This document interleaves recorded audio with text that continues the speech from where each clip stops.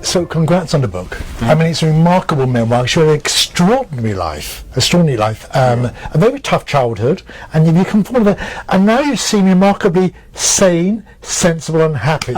It's all an act. How is it? Yeah. So before we start, tell us, for those not read yet, what Mama's Boy's about. Well, I mean, on the macro level, it's about building bridges in between people who are on opposite sides of political issues, political divide. And is it possible? Is it possible to do on the country level, the nation level, the community level, and what's most important to me is the familial level. Now that's the big idea. Yeah. But to examine that, I dug into the story of my mom and our little family. Our little family came from Louisiana. We were Mormon, we were military, we were Southern, and then somehow I come along. I get dropped into this, this beautiful, lovely, but awfully conservative world, and wanting to make films and tell stories and do theater and putting up New Kids on the Block posters on my wall. And when that got me too much grief from my tough big brother, I put like a Paula Abdul poster over it. That didn't help matters one bit. And really it was step by step. I take the viewer through my mother's courage as a paralyzed woman from polio, to defy the doctors who said she would never fall in love, never have children, never have a job. Her curiosity to speak with people who weren't like her, because that's what she grew up around, was in children's hospitals in Warm Springs, Georgia, and New Orleans, and how those two qualities in her made it possible for her to cross a massive chasm these days, which is she traveled to Los Angeles. She met my gay friends, and though she didn't accept me immediately, she found acceptance and love, and we kept our relationship and our family strong. Now, too many people in this country, when they end up on different sides of the aisle, you watch the family fracture and dissolve. My mom, a few years back, got sort of getting very worried, and we were talking about how we were seeing the political divides actually harm our family, and we never, ever caved to that myth, that I think lie, that politics is the highest plane of existence.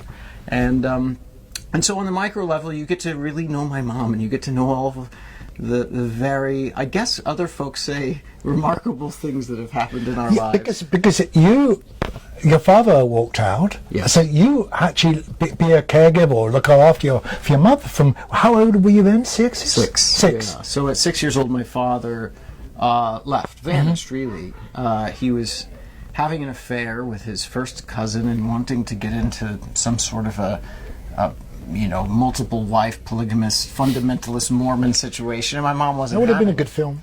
Well, I've made a TV show kind of like it, though fiction. But so it seems to me, talking to you, that you've inherited your mother's strength, a lot of your mother's. Yeah, I mean, I hope so. That's a huge compliment. So thank you. Reading the book and hearing you talking now, I mean, she was an immensely strong woman. She's, my mom was tough as nails with a heart the size of this building. And what a compliment. Thank you. I try every single day to channel her. Because you could have easily have chosen the other way and gone your father. Yeah, I could have done it. It sounds like Star Wars when you start putting it like that. No, I did not go my father's way. But that in the book, it's interesting you bring it up. In the book, that became the big challenge. And for me, the last third of the book was a call to do what my mother did, but in reverse. If my mom showed the courage and curiosity to go to a really blue state and meet a lot of gay people, don't I also need to show the courage and the curiosity to go back to Texas, back to Arkansas, and back to Salt Lake City, Utah, to see if I can't build a bridge with my good Southern conservative family in the church I was Which most of us wouldn't have bothered doing. But with your mother, you didn't just come out, you went one step further. You, in your career, you end up narrating Prop 8, which the Mormons were so against. So it was a very, it was a very big contradiction between the two of you then. Yeah, I mean... but you accepted each other's viewpoints. It was interesting because it was actually my mother's very conservative Christian viewpoint that pushed me out of filmmaking for 5 or 6 years to to pursue a Supreme Court case for marriage equality, because I got up on an Oscar stage and in front of millions promised young people they would have equality from sea to sea soon at the federal level. When I was 13 years old, my beautiful mother and my father moved me from a conservative Mormon home in San Antonio, Texas, to California, and I heard the story of Harvey Milk. And it gave me hope. It gave me the hope to live my life. It gave me the hope to one day I could live my life openly as who I am, and that maybe even I could fall in love and one day get married.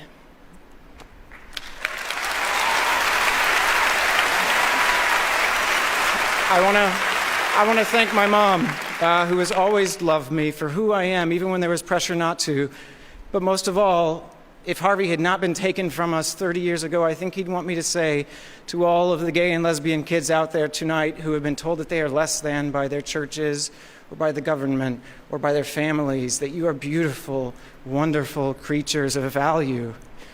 And that no matter what anyone tells you, God does love you, and that very soon, I promise you, you will have equal rights federally across this great nation of ours.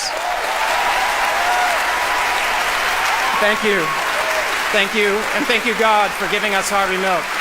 And the next day, my mom, she was there that night. She was there, and she sat me down and said, you know what we believe in this family. We believe that a promise is a sacred thing. You made a very big promise on that stage. You have to go do it now. And so my conservative mom is the one who pushed me to help wage a Supreme Court case for marriage equality. You said something which I really liked the other day.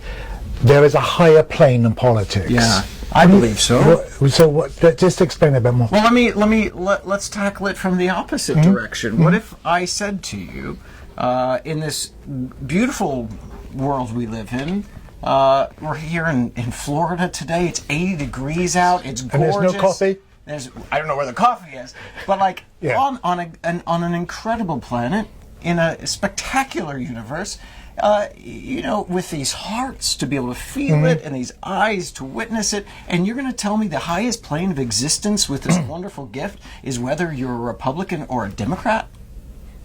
That sounds like mental illness. It sounds like madness to me. So when I say there's a higher plane than politics, I hope people will go, of course there is. There's so many always. Higher planes than politics. They should do. The love between parent and child. Love, period. I love the idea that hopefully we can come to a time again where we spend more time looking up and out than down at our shoes and our phones. So you started writing this before you got married and became a father. Has this changed this process of reliving your life? Has it changed your attitude to your husband and your child? So I think I was married when I started writing it, but this book was a project. I told Tom, my husband, I made him a promise. British, the best. Yeah. Oh my God, you guys are great. Are you kidding? Sticky toffee pudding alone, it's the best country in the world. Where is that here? So I made him a promise that I would, if we had a child, I wanted to spend the first year away from work, just raising our son. And he doesn't have that luxury. Tom doesn't, because he's training for the Olympics, so we can't just take that year off. And I did, but in that time, I decided to write a book. So I wasn't really time off. But I didn't know. You were there. These little cutie pies, they sleep so much. So I would have 2-3 hours, and I would just get a little story out. And so I wrote it in that time. I think writing a memoir probably does change you in some ways. It certainly brings things into sharp focus. So has it translated into how you are as a father? Has it affected you? Maybe. You don't know. Maybe. I think certainly I haven't thought about this. This is like therapy. I'm going to owe you money at the end of this. I'm going to have to write you a check. I think because it made me examine exactly what it was that was so meaningful in the relationship between me and my mom, all the qualities that I've drawn from her. I think you're right. The fact that now it's so clear that curiosity was probably her greatest asset. It's what fueled her courage. That I now believe the greatest gift we can give our children is curiosity. And hopefully teaching them to look out into the world. When you pass someone on the street who looks very, very, very different, and it might be in a difficult situation or just one you don't recognize, too often you see parents, out of instinct, really pull the kid a little closer, maybe carve a wider circle. And I want to do what I wish more people did when they saw my mom, who looked very, very different, is to maybe make eye contact and say, hello. How do you feel about the fact that you are a role model for our community now? That's an awful lot of pressure. So But you are. But so there's no point pretending you're not. Okay. I just have to, then I hope, I hope when I mess up and fall down again and again, because I will make more bad things at some Because point. we needed them when we were younger, we didn't have them. No. So the younger ones have now got Dustin. Well, It's a lot of pressure on you. well, you're gonna have to have a lot more than just me. It's Okay. not something I'm trying to do. Okay. But people should know I'm very much human. Okay. And so please forgive me when I fall. So we hear they're about to film this. So who's going to play Dustin? Have you chosen Ellen DeGeneres? Or who have we I would chosen? love that. That would be a dream come true to have Ellen play. Who would you like to play you? So this so far is going to be a documentary, Oh, right. I believe. Okay. So no one. I guess I have to. I Okay. a wonderful filmmaker, and he's doing it with Steven Spielberg and Tom Hanks. Not bad. No. I have nothing. You to are the do new with it. Mr. Rogers. I have nothing to do with this film except that I will make myself available and try and help.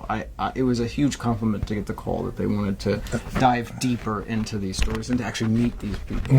It is amazing. We would be remiss, you mentioned it earlier, but we would be remiss, and now we've seen you, caught you here, but to thank you again for the Oscar speech, because it still resounds in our memories. It was a wonderful turning point, not just for young people, but for old people. You were very brave and it was wonderful, and I want to thank you again. Oh, thank you very much. You're very welcome. Now you have to go and sell a book. Yeah, I guess that's why I'm here. I had no idea.